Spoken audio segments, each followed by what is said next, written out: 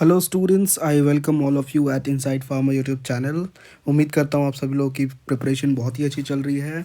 तो आज जो है एक बहुत इंपॉर्टेंट टॉपिक है बच्चों, schedules. Drug and cosmetic act के स्केड्यूल्स हमेशा पूछे जाते हैं, चाहे वो ड्रग इंस्पेक्टर का एग्ज़ाम हो, चाहे वो गवर्नमेंट फार्मासिस्ट का एग्ज़ाम हो, जैसे कि AIIMS, CRE, ESIC, RRB, DSSS और भी बाकी स्टेट जो गवर्नमेंट फार्मासिस्ट के एग्ज़ाम्स होते हैं उनके लिए भी it is very very very important.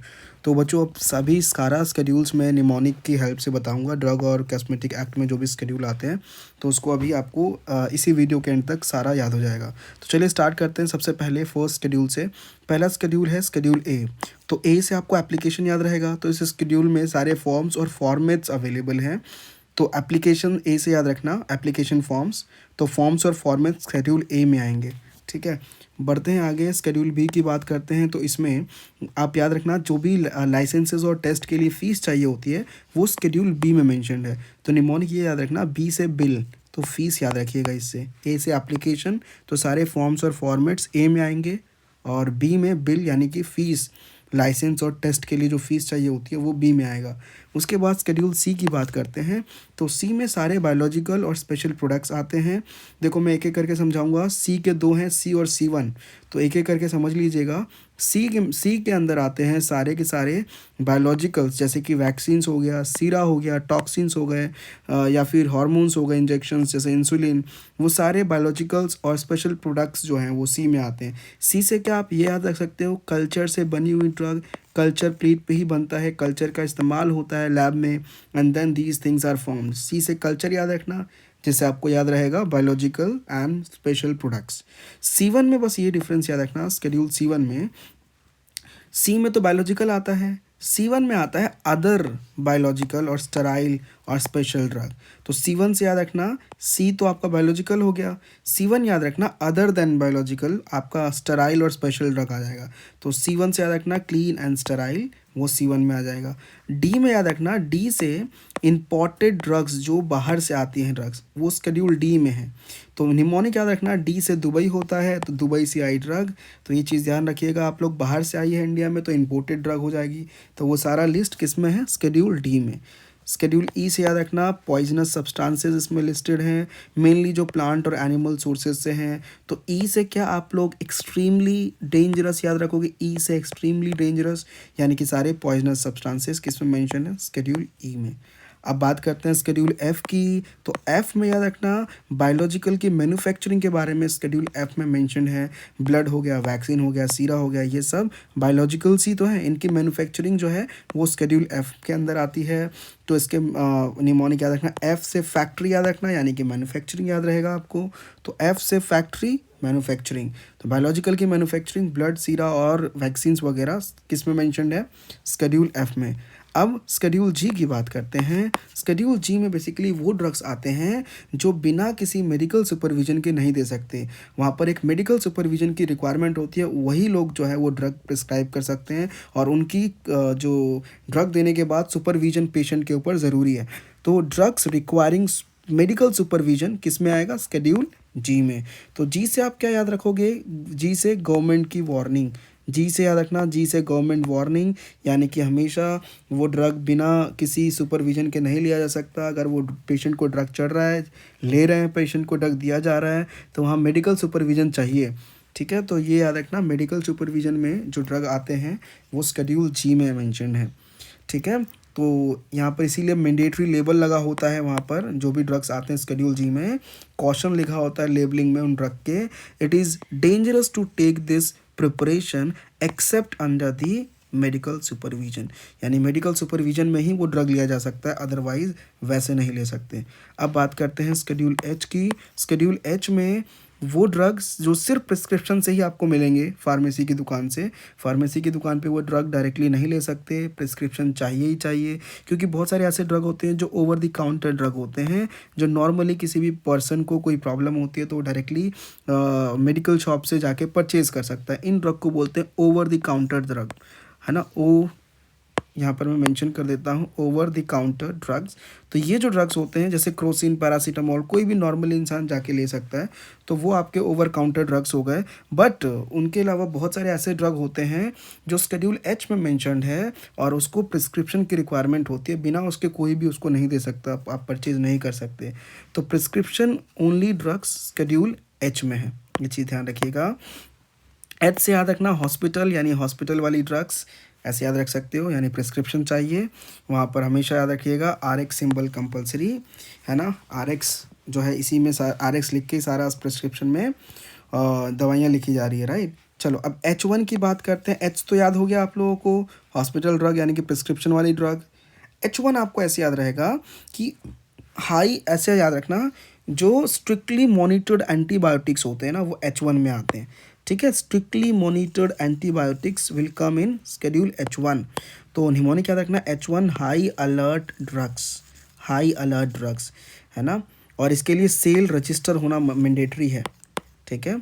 अब बात करते हैं H2 की, H2 की। तो H2 में आप याद रखिएगा शेड्यूल H2 में डिलीटेड या रेयरली आस्क्ड, ठीक है, mention sometimes in the old references.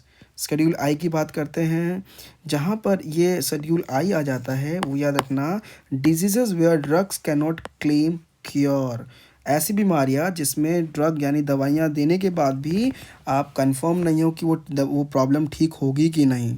तो ये चीज़ याद रखना diseases where drugs can not claim cure, ये किस में आएगा, ये आएगा शेड्यूल आई में। तो आई से याद रखना इलीगल क्लेम्स प्रोहिबिटेड, आई से इलीगल क्लेम्स याद रखना। अब बात करते हैं शेड्यूल जे की। शेड्यूल जे में याद रखिएगा इसके अंदर वो सारे लिस्ट हैं डिजीजेस की, बीमारियों की, for misleading advertisement, misleading advertisement, ठीक है। इसका निमोनिक याद रखना जे से झूठा क्लेम मना है, ठीक है, जे से झूठा याद रखिएगा। इससे याद रहेगा शेड्यूल जे में वो सारे डिजीज़ की लिस्ट है, मतलब वो लिस्ट है जिसमें सारे डिजीज़ेज हैं फॉर मिसलीडिंग एडवर्टाइजमेंट्स, ठीक है। मूविंग ऑन, अब बात करते हैं शेड्यूल के की। शेड्यूल के में बेसिकली वो ड्रग्स हैं जो एग्जेम्प्टेड हैं, जिनके लिए कोई सेल का लाइसेंस नहीं चाहिए। Drugs exempted for from the sales licence. Case याद रखना keep free from the licence है ना, के से keep free from the licence याद रहेगा आपको।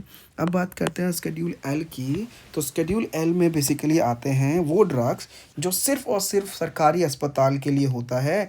ड्रग फॉर गवर्नमेंट हॉस्पिटल्स आते हैं शेड्यूल एल में।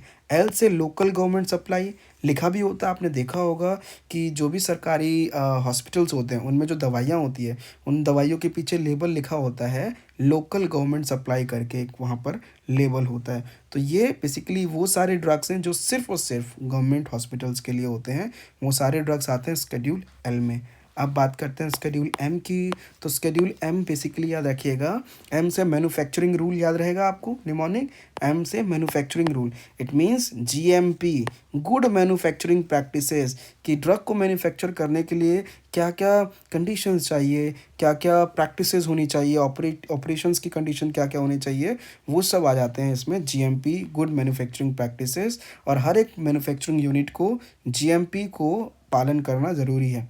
तो गुड मैन्युफैक्चरिंग प्रैक्टिसेस आ जाएगा शेड्यूल एम में।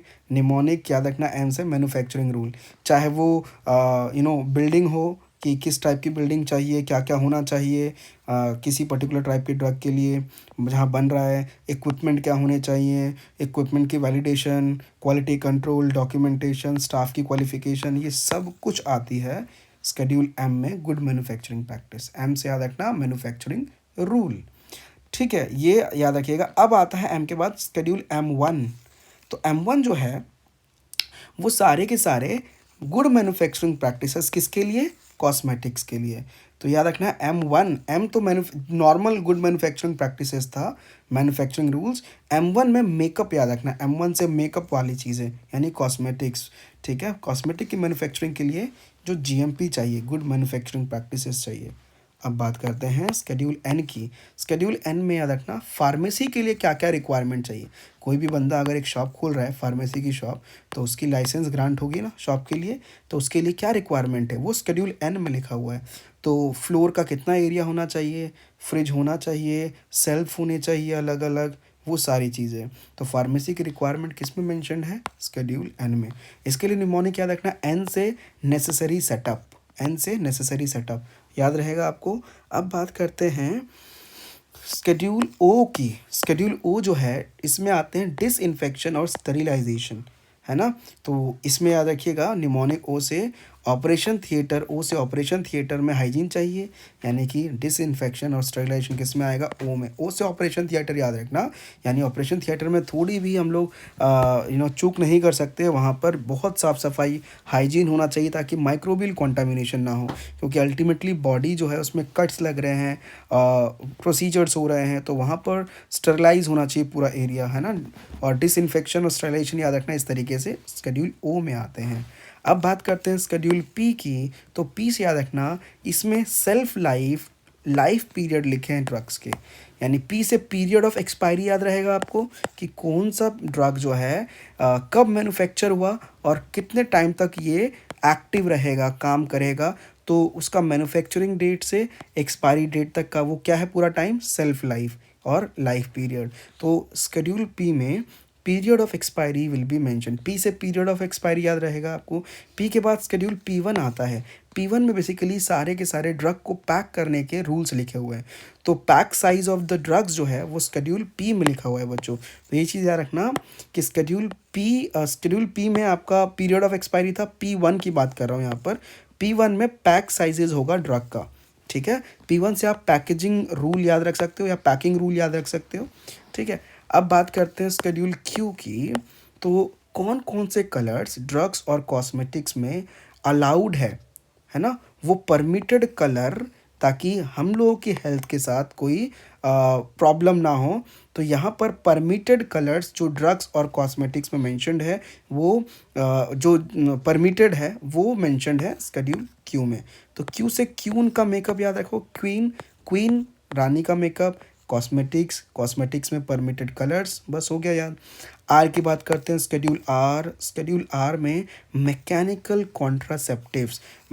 कॉन्ट्रासेप्टिव्स याद रखिएगा, ये शेड्यूल आर में आएंगे। निमोनिक याद रखोगे आप लोग, रबर, ठीक है, रबर कॉन्ट्रासेप्टिव बेसिकली क्या होते हैं? ये वो डिवाइसेस होते हैं या ये वो मेथड्स हैं जो कि आपके कंसेप्शन को प्रिवेंट करते हैं।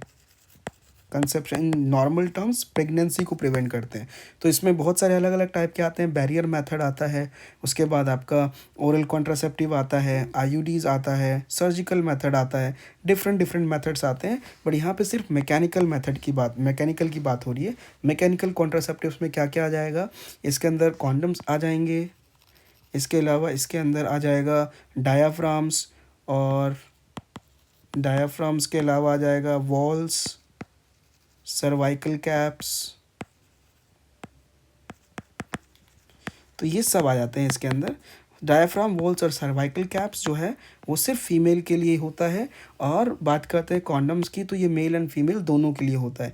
फीमेल कॉन्डम को फेमिडॉम बोलते हैं, बट वाइडली जो यूज़ होता है वो मेल कॉन्डम होता है। उसके बाद बात करते हैं नेक्स्ट शेड्यूल एस की। शेड्यूल एस में आते हैं स्टैंडर्ड्स फॉर कॉस्मेटिक्स। तो ये चीज़ याद रखिएगा, एस से स्टैंडर्ड याद रहेगा आपको। स्टैंडर्ड जो भी चाहिए कॉस्मेटिक्स के लिए वो शेड्यूल एस में मेंशन है।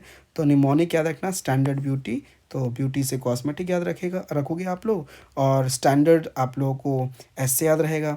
शेड्यूल टी की बात करते हैं, तो ये गुड मैन्युफैक्चरिंग प्रैक्टिसेस किसके लिए? आयुर्वेदा वाले ड्रग के लिए, सिद्धा वाले ड्रग के लिए और यूनानी वाले ड्रग के लिए। तो ये चीज़ याद रखना कि शेड्यूल टी में गुड मैन्युफैक्चरिंग प्रैक्टिसेस मेंशन्ड है ASU ड्रग्स के लिए। ए से आयुर्वेदा, एस से सिद्धा, यू से यूनानी। ये सब पुरानी मेडिसिन हो गई, तो क्या मैं इसको ट्रेडिशनल मेडिसिन बोल सकता हूँ? बिल्कुल बोल सकता हूँ। तो टी से ट्रेडिशनल, शेड्यूल टी में ट्रेडिशनल मेडिसिन की गुड मैन्युफैक्चरिंग प्रैक्टिसेस मेंशन होगी। शेड्यूल यू की बात करते हैं, तो शेड्यूल यू में याद रखना जितने भी ड्रग्स हैं उन ड्रग्स की मैन्युफैक्चरिंग और सेल का रिकॉर्ड होगा, ठीक है, वो मेंशन्ड है, records for the manufacture and sale. तो शेड्यूल यू में है, यू से यूज़ एंड रिकॉर्ड याद रखना, ठीक है। शेड्यूल वी की बात करते हैं, ये याद रखना standards for patent and proprietary medicines. तो ये चीज़ याद रखना, पेटेंट और प्रोप्राइटरी मेडिसिन के लिए जो स्टैंडर्ड है वो मेंशन्ड है स्केड्यूल वी में। वी से वेरीफाइड फॉर्मुलेशन याद रहेगा आपको, पेटेंटेड और प्रोप्राइटरी वाले, तो वी से वेरीफाइड याद रखना, वेरीफाइड याद रखना।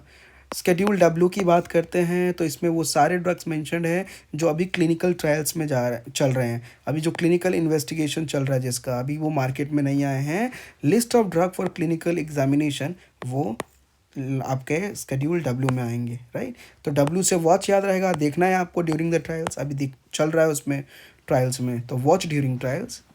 स्केड्यूल वाई में याद रखिएगा वो सारे क्लिनिकल ट्रायल्स आते हैं और न्यू ड्रग्स की बात होती है स्केड्यूल वाई में। तो वाई से याद रखना, वाई रिसर्च फर्स्ट।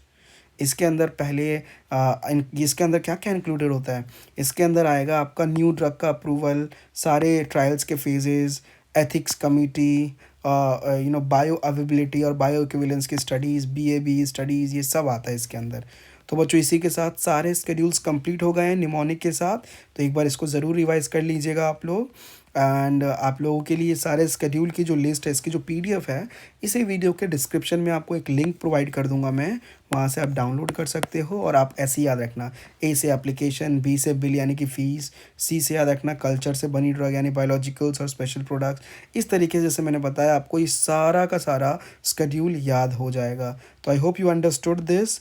अगले वीडियो में ये वीडियो इंपॉर्टेंट उन सभी स्टूडेंट्स के लिए है जो रेलवे की तैयारी कर रहे हैं, एम्स की तैयारी कर रहे हैं, DSSB की तैयारी कर रहे हैं, ESIC की तैयारी कर रहे हैं, या ड्रग इंस्पेक्टर की तैयारी कर रहे हैं, या फिर स्टेट फार्मासिस्ट एग्ज़ाम्स की तैयारी कर रहे हैं। उन सब के लिए ये बहुत इंपॉर्टेंट होने वाला है। और भी इंपॉर्टेंट वीडियोज़ में लेके आने वाला हूँ अपकमिंग डेज़ में, आपको इसी इनसाइट फार्मा यूट्यूब चैनल पे वो सारी वीडियोज़ मिल जाएगी। So all the very best for your exams. मिलते हैं नेक्स्ट वीडियो में। Thank you.